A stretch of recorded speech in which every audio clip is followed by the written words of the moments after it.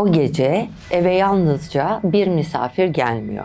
Nergis ve ailesi günler sonra evlerine giren asıl şeyi fark ettiklerinde hayatları bir daha asla eskisi gibi olmuyor. Ben gazeteci yazar Mehtap Erel. Bu bölümde sizi bir kavanoz kahvaltılık sosun ardından hayatı tamamen değişen Nergis'in hikayesine götürüyorum.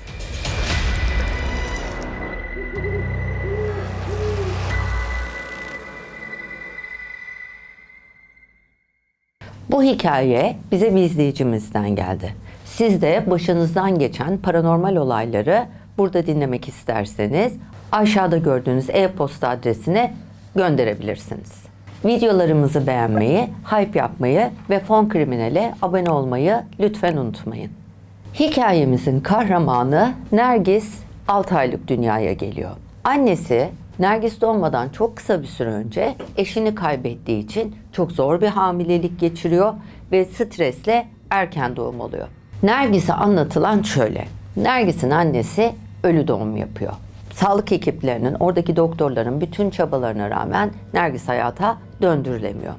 Morga kaldırılmadan önce tam götürülürken bir anda ağlamaya başlıyor ve Nergis ona anlatılana göre daha hayata ilk ölümden dönerek başlıyor. Hayata ilk adımlarını böyle atıyor. Doğumun ardından Nergis'in annesi anneannenin evine, Saime Hanım'ın evine gidiyor bebeğiyle birlikte. Rüyasında Nergis'in annesi şöyle bir şey görüyor. 2 tane melek yanlarında Nergis'le Güney Hanım'ın yanına geliyor. Bebeği Güney Hanım'ın kucağına veriyorlar. Bir anda Güney Hanım'ın bulunduğu odayı gül kokusu kaplıyor ve melekler Güney Hanım'a korkmaması gerektiğini söylüyorlar. Ve Güney Hanım gül kokuları içerisinde rüyadan uyanıyor. Bu gül kokusu alma durumu Nergis 40 günlük olana kadar devam ediyor. Ve bu gül kokusunu sadece anne değil, eve gelen misafirler de, anneanne de alıyor. 40 gün boyunca evleri mis gibi gül kokuyor. Olaylar bundan ibaret değil.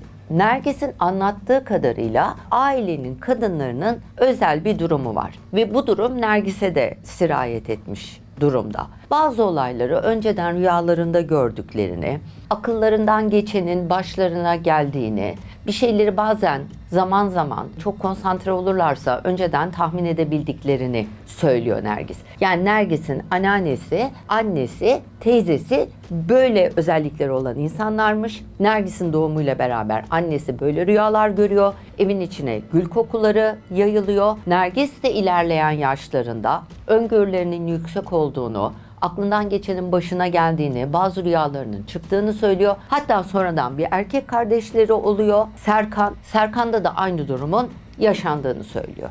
Şimdi Nergis 1 yaşına geldiğinde Nergis'in annesi Güney Hanım Sezgin Bey isimli bir beyle evleniyor. Sezgin Bey'in ailesi bu evliliğe çok olumlu yaklaşmıyor. Sezgin Bey'in de 2. evliliği aslında. Sezgin Bey'in de ilk evliliğinden bir kızı var. Kızı onunla birlikte. Nergis'in annesiyle Sezgin Bey evlendiğinde 2 çocuk beraber büyümeye başlıyorlar. Sezgin Bey'in kızı Nergis'ten biraz küçük yaşça ve bu evlilikten, ikisinin evliliğinden Güney Hanım'la Sezgin Bey'in evliliklerinden Serkan dünyaya geliyor. En küçük kardeşleri. Dolayısıyla evde 2 kız kardeş, bir de küçük sonradan gelen erkek kardeş oluyor. Ve güzel bir hayatları var, mutlu bir hayatları var. Sezgin Bey'in ailesi görüşmüyor. Tavır koyuyor bu aileye. 2. evliliğe bir şekilde nedense karşı çıkıyorlar ve iletişimi kopartıyorlar. Fakat sonra ilerleyen zamanla birlikte biraz tabii ilişkiler yumuşuyor. Bir kabul edilemeyen şeyler kabul edilmeye başlanıyor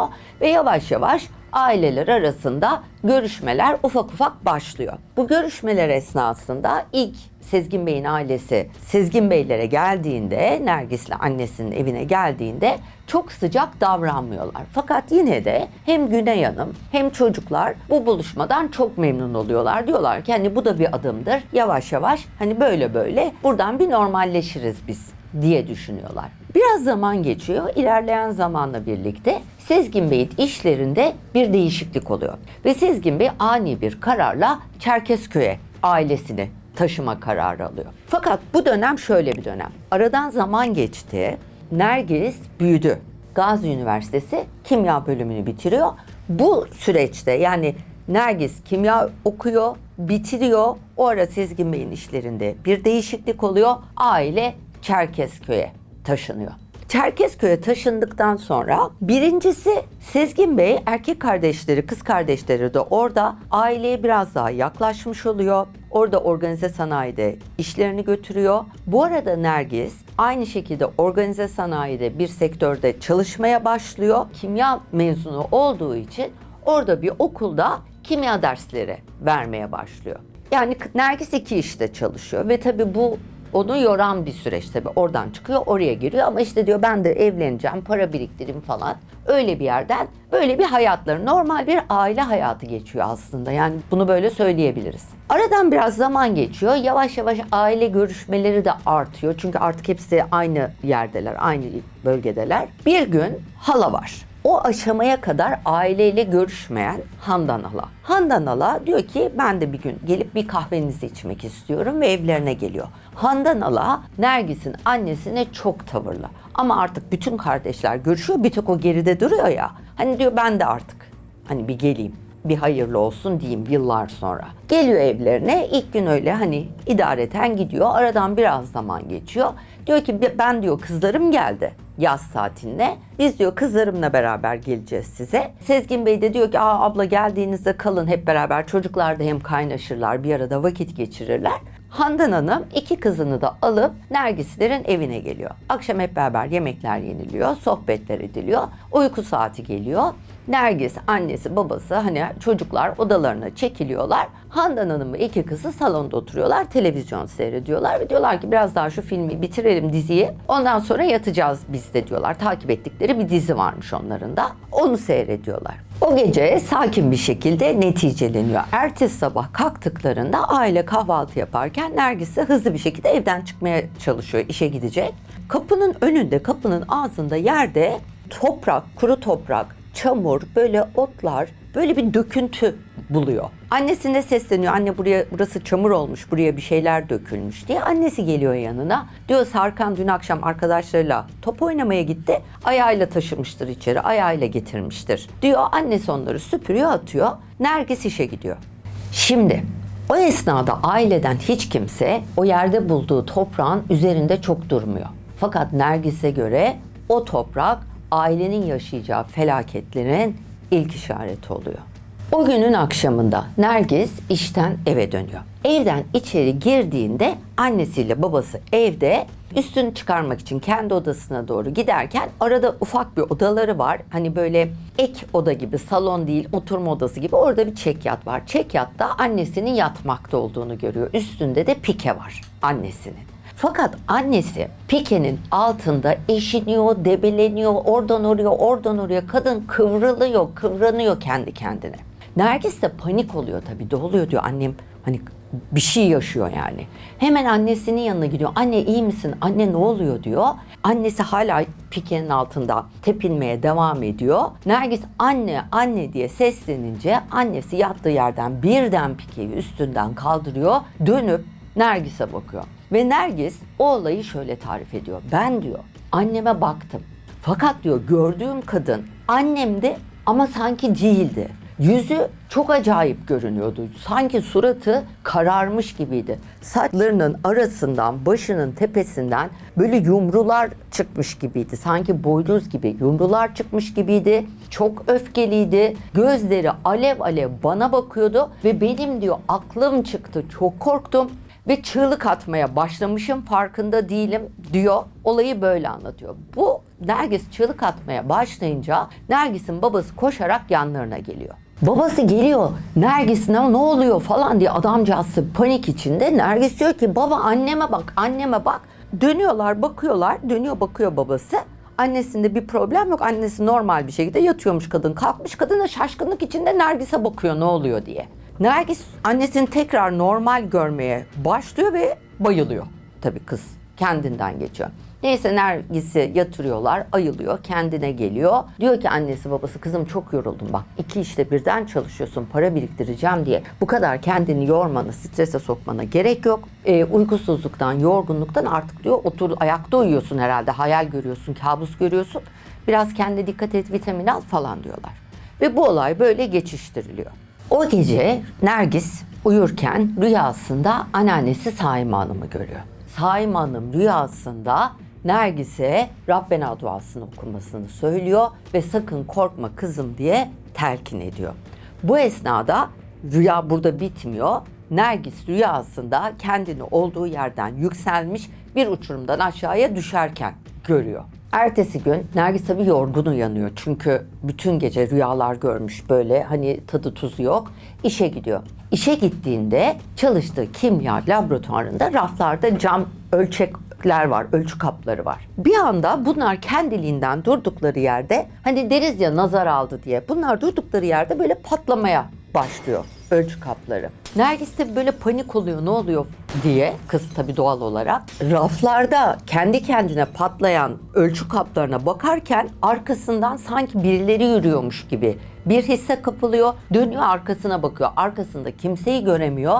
Tekrar ölçü kaplarının kırılmış, artık dökülüyor. Oraya bakarken arkasından sanki karanlık silüetler bir aşağı bir yukarı yürüyormuş, volta atıyormuş gibi bir his, arkasından böyle bir görüntüler hissetmeye devam ediyor.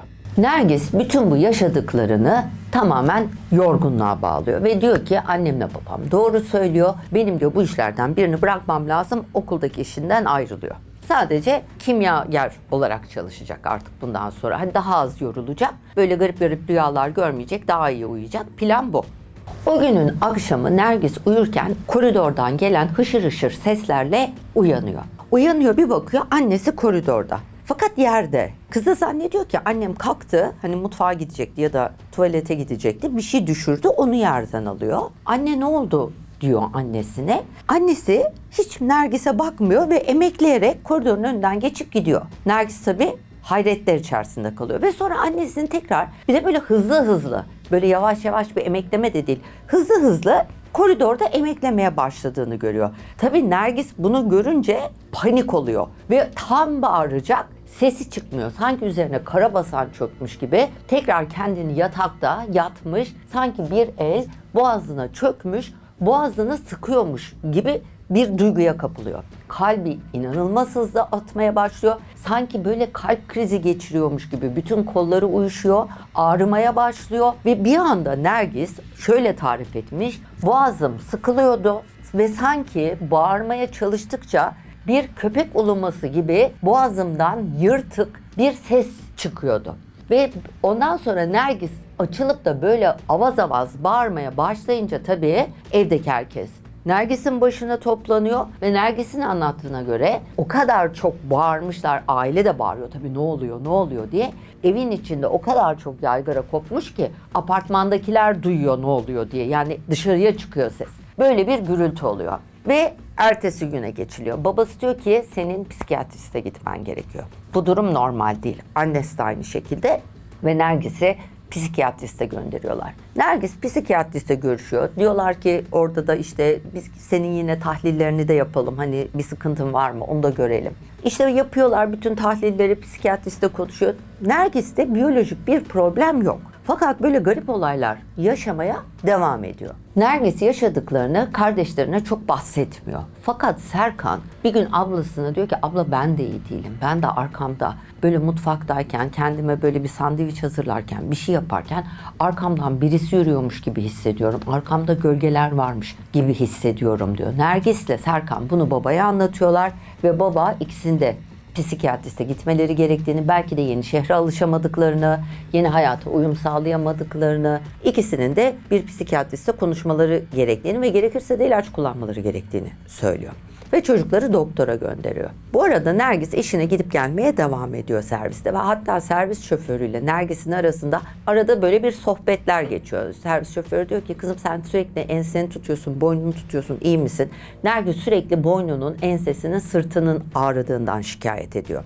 Yine böyle ağrılar içinde iş yerine gittiği bir gün durup dururken olduğu yerde bayılıyor. Ve arkadaşlarının söylemesine göre, Nergis çünkü hatırlamıyor tabii bu durumu, Nergis'in gözleri arkaya dönmüş, gözlerinin beyazı çıkmış, sanki epilepsi nöbeti geçiriyormuş gibi yerde sarsılmaya başlıyor. Bütün vücudu, elleri kilitleniyor, çenesi kilitleniyor. Hatta arkadaşları ellerini ağzına sokuyorlar dilini yutmasın diye.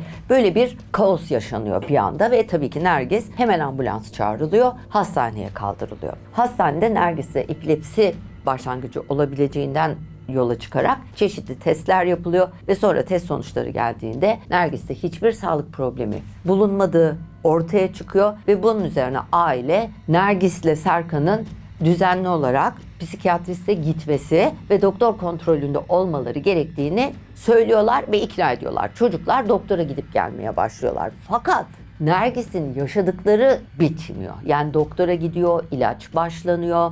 Serkan biraz daha kendini iyi hissediyor. Fakat Nergis sürekli olarak problem içinde, sıkıntı içinde. Bir gece Nergis yine gece yarısından sonra boğazında sanki boğazı sıkılıyormuş gibi bir hisle uyanıyor. Tekrar böyle bağırmak istiyor, bağıramıyor. Fakat Nergis durumu şöyle tarif ediyor. Ben kendi vücudumun içinde hapis kalmış gibiydim. Vücudum sanki ele geçirilmiş gibiydi. Ben kendi vücudumun içinden bağırıp yardım istemeye çalışıyordum. Fakat sanki sesimi dışarıya çıkartamıyordum. Birisi benim boğazımı sıkıyordu. Ben bağırabildiğim aşamada, artık sesimi dışarıya çıkarabildiğim aşamada da çıkan ses benim sesim değildi. Benim vücudumun içinde sanki başka bir şey vardı ve o şeyin sesi dışarı çıkıyordu ve o şey bağırıyordu gibi hissediyordum diye tarif ediyor. Çünkü diyor benim diyor bilincim yerinde, sadece olayları diyor kontrol edemiyorum. Ve Nergis tekrar işte bağırabildiği aşamada tekrar aile komple, bütün aile fertleri Nergis'in başına toplanıyor. Fakat Nergis diyor ki ben boğuluyorum, nefes alamıyorum, böyle panik atak krizi gibi bir şey geçiriyor. Diyor ki dışarı çıkmamız lazım, benim hava almam lazım, hava alamıyorum. Aile hep beraber dışarı çıkıyorlar. Apartmanların önünde bir çardak var. Sabah ezanına kadar çardakta oturuyorlar. Sabah ezanına kadar Nergis'in nefesindeki düzensizlik, dengesizlik aynen devam ediyor. Sabah ezanının okunmasıyla birlikte, ezan sesini duymasıyla birlikte yavaş yavaş sakinleşmeye, rahatlamaya başlıyor. Şimdi bu anlatılanlar tabii bir günlük, 2 günlük olaylar değil. Bu bir süreç. Bu süreç içerisinde Nergis tabii günden güne güçten düşüyor. 55 kilodan 42 kiloya düştüğünü, vücudunun çok zayıf kaldığını, güçsüz düştüğünü söylüyor. Ve bu süreçte tabii çok da huzursuz olduğu için kardeşinin odasında, Serkan'ın odasındaki çekyatta kalmaya başladığını, kardeşinin odasında uyumaya başladığını geceleri söylüyor ve sabah ezanı olmadan da uykuya dalamadığını, sabah ezanına kadar oturduğunu, sürekli olarak dualar tekrar ettiğini, sabah ezanı okunduktan sonra artık kaç saat uyuyabiliyorsa o arada o kadar bir uykuyla günleri geçirmeye çalıştığını söylüyor. Şimdi iki kardeş aynı odada kalıyorlar ve Serkan'ın daha iyi olmaya başladığını söylemiştik. Fakat o gece beklenmedik bir olay yaşanıyor. Bunlar uyurlarken Nergis bir anda uyanıyor ve boynunun etrafında kollarına sanki böyle soğuk pul pul bir şey, böyle yılan derisi gibi bir şey değmiş gibi bir hisle uyanıyor. Uyandığı gibi tabii o garip histen de korktuğu için dönüyor kardeşine bakıyor. Kardeşine bakmasıyla beraber yatakta dümdüz yatmakta olan Serkan bir anda kalkıyor. Kalkıyor ama sanki uyur gezer gibi, kendinde değil gibi kalkıyor, oturuyor. Nergis böyle panik olayım mı olmayayım mı gibi bir arada Serkan bir anda yataktan fırlıyor. Evin içinde sağa sola deli gibi koşturmaya başlıyor. Odaya giriyor, çıkıyor, koridorda koşuyor. Nergis'in sesi kesiliyor. Nutku tutuluyor çocuğun. Yani konuşamıyor da, seslenemiyor da, böyle dehşet içinde donmuş bir şekilde Serkan'a bakıyor. Ve Serkan koşarak mutfağa gidiyor. Serkan mutfağa gittiği anda Nergis de tabii tedirgin oluyor, ne oluyor diye. Nergis de yatağından fırlıyor, mutfağa gidiyor ve kardeşini ekmek bıçağına almış, boğazına dayamış bir şekilde ve gözleri sanki transta gibi. Böyle Nergis'e doğru bakıyor ama Nergis'i görmüyor gibi, böyle garip bir halde buluyor. Nergis de bu görüntüyü görünce çığlık atmaya başlıyor. Anneyle baba koşarak geliyorlar. Baba bir şekilde Serkan'ın elinden bıçağı alıyor. Serkan açılıyor, böyle bir kendine geliyor ve ne yaptığını, ne ettiğini, yataktan nasıl fırladığını, evin içinde fıldır fıldır koştuğunu, hiçbir şeyi, bıçağı kaptığını, hiçbir şeyi hatırlamıyor Serkan. Bunlar evin içinde çığlıklar atıyorlar, bağırıyorlar, patır patır patır evin içinde birileri koşuyor, ağlama sesleri, gürültüler, komşular da duyuyor. Komşulardan bir tanesi, annesinin de yakın arkadaşı Günay Hanım'ın aynı zamanda, bir gün Günay Hanım'a oturmaya geliyor. Diyor ki, sıkıntılarınızı biliyorum. Zaten sizin sesler bize geliyor. Ben de alt katta oturuyorum. Çocukları doktor doktor gezdirdiğinizi de biliyorum. Bütün testlerinin, tahlillerinin yapıldığını, temiz çıktığını, doktora ve psikiyatriste götürdüğünüzü. Fakat diyor problemler bitmiyor. Acaba diyor Günaycığım diyor, bir hocaya mı gitsek, bir hocaya mı göstersek çocukları? Acaba diyor hani bir sizi okusalar, bir kurşun dökseler, çocuklar acaba bir rahatlar mı? Hani hiçbir şey olmasa, bir plasebo etkisi, kendilerini daha iyi hissederler mi? Nergis'in annesi de tamam diyor, doğru söylüyorsun diyor. Yani hepsini yaptık, doktora da götürdük, psikiyatriste de götürdük. Bir tek bunu yapmadık, bir de hocaya götürelim. Hani çocuklar bir okunsun, üflesin. İki kadın kendi aralarında anlaşıyorlar. Hatta Nergis'in annesi bunu sonradan Nergis'e de söylüyor. Nergis'e de tamam diyor. Fakat iki tane yakın kız arkadaşı var. Nergis'lere kalmaya gelecek İstanbul'da. Hani diyor onlar gelsin gitsin öyle yapalım. Şimdi şu araya sıkıştırmayalım diyor Nergis de annesine. İki kız arkadaşı geliyor. Üç kız Nergis'le beraber aynı odada kalacaklar. O gece uyurlarken işte sohbet, muhabbet, dedikodu bittikten sonra tam uyurlarken kızlardan bir tanesi, Nergis bir uyanıyor. Kız başucunda dikiliyor Nergis'in ve böyle kötü kötü Nergis'e bakıyor. Nergis uyanıyor, diyor ki Güler diyor, ne oluyor, ne yapıyorsun? Güler kızın adı. Güler diyor, ne oluyor, ne yapıyorsun? Neye bakıyorsun? Güler kötü kötü bakıyor. Konuşmak yok, bir şey yok. Ve o anda odanın içinde garip bir ortam, garip bir gerilim, bir huzursuzluk ve iki kıza da Nergis bu konudan hiç bahsetmemiş. Yani böyle bir şey biliyorlardı, oradan yola çıkarak bir şey yaşıyorlar gibi de değil. Nergis bunu kendine saklıyor. Nergis Güler'le konuşmaya başlarken diğer kız arkadaşı uyanıyor. Ve uyanıp bu sahneyi görünce nasıl bir şey gördüyse, bu kız bundan daha sonra hiç bahsetmiyor. Odada Kur'an var mı? Kur'an okuyalım diyor. Ve kız Nergis yataktan fırlıyor. Nergis yataktan fırlıyor ama Güler hala yatakta, sanki Nergis orada yatıyormuş gibi böyle durmaya devam ediyor. Kasılmış bir şekilde böyle kazık gibi duruyor. Hemen Kur'an-ı Kerim'i çıkarıyorlar. Artık oradan hemen okumaya başlıyorlar. İki kız bir arada ama avaz avaz. Avaz avaz okuyorlar. Ve bu bağırtıya, evin içindeki okumalara ne oluyor diye anneyle baba geliyor içeriden koştura koştura. Bir bakıyorlar kızlardan biri kasılmış kalmış, öbürleri Kur'an-ı Kerim okuyor. Ve o anda kız açılıyor. Kendine geliyor. O da ne olduğunu bilmiyor. Farkında değil öyle bir şey yaptığının.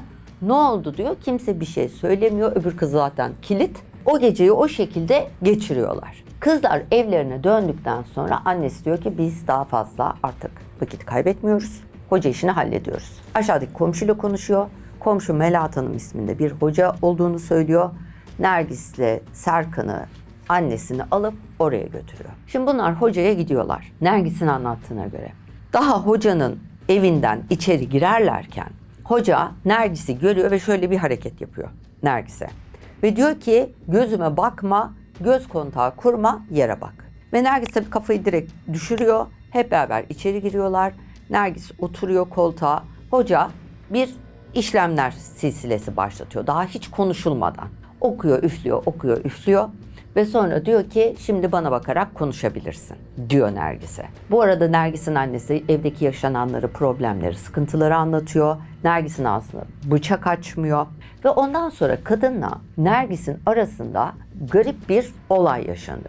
Nergis bu olayı bize yolladığı e-postada şöyle tarif etmiş. Ben diyor sanki vücudumun içindeydim, oradaydım. Karşımızdaki Melahat Hanım denen hoca olduğu söylenen kişi bir takım dualar okuyordu, işlemler yapıyordu, bir şeyler yapıyordu. Önünde bir su vardı, suyun içine bir tesbih koydu. Oraya bakarak bir şeyler yapmaya başladı. Ben bunları görüyordum. Fakat sonrasında, kısa bir zaman sonra bana göre ben farklı bir duyguya geçtim. Sanki kendi bedenimin içinden çıktığım ve etrafı görebildiğim, kendimi de dışarıdan görebildiğim bir duyguya geçtim. Sanki bedenimden dışarıda uçuyormuşum gibi bir duyguya, beden dışı bir duyguya kapıldım.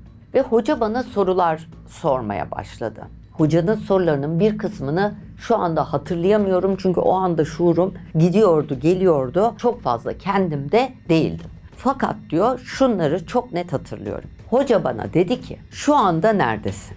Ben dedim ki bizim evin içindeyim. Hoca bana evin içinde dolaşmamı söyledi. Ve ben evin içinde, evimizin içinde dolaşmaya başladım.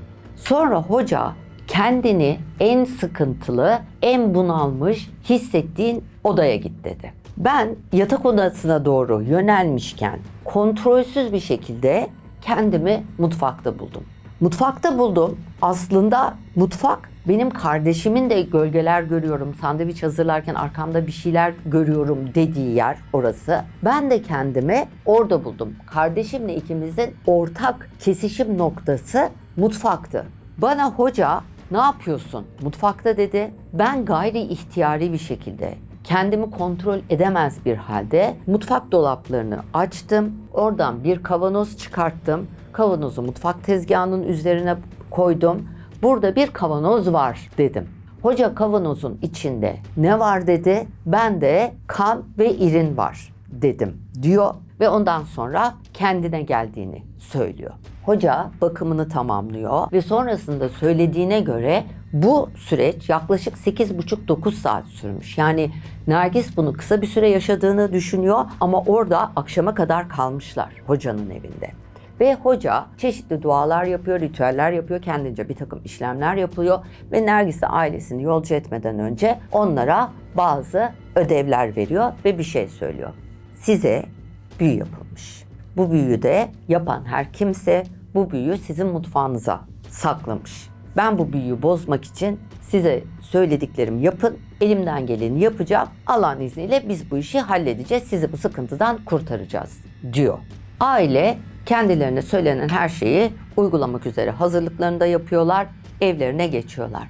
Evlerine geçtiğinde tabii ki Günay Hanım'ın komşusuyla beraber ve Nergis'le beraber ilk yaptığı Nergis'in tarif ettiği mutfak dolabını açmak oluyor. Ve karşılarında Nergis'in halasının, Handan Hanım'ın onlara kalmaya geldiğinde getirdiği, kendimize yaparken size de getirdik dediği kahvaltılık kavanoz sos. Onu da bunlar koymuşlar mutfağa ve unutmuşlar onu orada sonra. Onu buluyorlar. Bu orada buldukları o dolapta tek kavanozun o olduğunu söylüyor Nergis. Ve tabii ki onu atıyorlar. Hocanın yap dediği şeyleri yapıyorlar.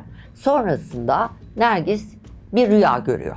Rüyasında kendini Eyüp Sultan Camii'nde görüyor. Yanında insanlara dağıtmak üzere su ve kesme şeker götürmüş. Orada Eyüp Sultan'ın avlusunda, Eyüp Sultan Camii'nin avlusunda insanlara su ve kesme şeker dağıttığını görüyor. Sabah uyandığında kahvaltıda erkek kardeşle Serkan da aynı rüyayı gördüğünü söylüyor ve bunu annelerine anlatıyorlar ve anneleri diyor ki o zaman oraya gitmemiz gerekiyor ve orada insanlara su ve şeker dağıtmamız gerekiyor diyor. Hep beraber Eyüp Sultan Hazretleri'nin camiine gidiyorlar. Orada su ve kesme şeker dağıtıyorlar, namaz kılıyorlar, dualarını yapıyorlar ve oradan ayrılıyorlar. Bundan sonrasında Nergis'in söylediğine göre daha normal bir hayatlar oluyor. Ailecek yaşadıkları huzursuzluklar burada artık bundan sonrasında neticeleniyor, noktalanıyor.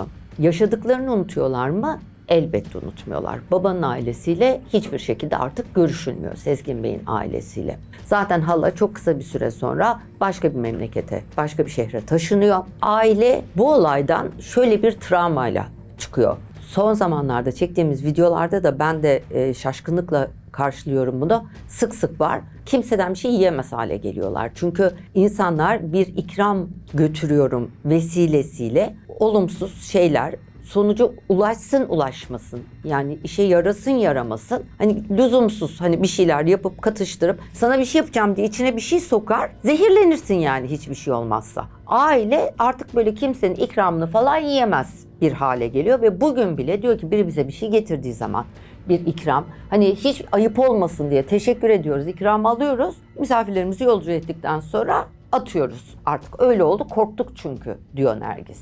Nergis e-postasının sonuna bir şey daha eklemiş. Biz diyor bunu halamın yapıp yapmadığını bilmiyoruz. Böyle bir tecrübe yaşadık. Mutfak dolabını açtık. Ben yaşadığım tecrübede bir kavanoz buna sebepti. Kavanozun içinde böyle karnı irili bir şey görmüştüm. O anda bizim mutfak dolabımızdaki tek kavanoz da oydu. Tabii ki bu bir delil değil. Yani ben bunu kesin halam yaptı diyemem. Kimsenin günahını alamam. Ama o kavanozdan başka da kavanoz yoktu diyor. Bunu da not düşmüş. Bu hikayenin içindeki en ağır sonuç bir kavanozun içinde ne bulunduğu değil, ailenin yıllar boyunca evinden, etraflarındakilerden, dışarıdaki insanlardan korkarak yaşamak zorunda kalması oluyor.